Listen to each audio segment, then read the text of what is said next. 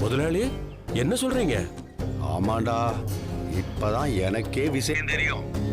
இத பத்தி ராஜி என்கிட்ட கலந்து பேசி நான் தான் ஆரம்பிச்சு வைக்கணும்னு சொல்றாடா. டேய், அத வச்ச என்ற அப்பார தூண்டி விடுற பிளான்ல வராடா. நீ சீக்கிரம் கோயிலுக்கு வந்து சேரு. நாங்கெல்லாம் கிளம்பிட்டு இருக்கோம். சரியா? சரிங்க முதலாளி.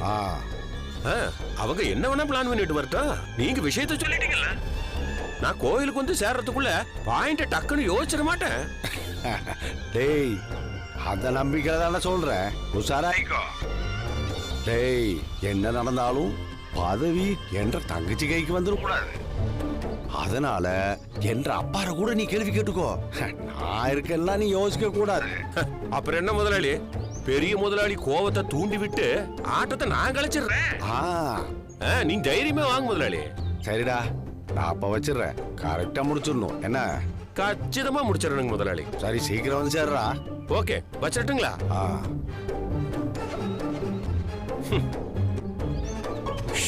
என்னமோ இவன் சொல்லித்தான் நான் கேட்டுக்கிற மாதிரியே நடந்துக்குவான். இதெல்லாம் என்ற நடிப்புன்னு தெரியல அவனுக்கு. ஏறுங்கடா ஏறுங்கடா.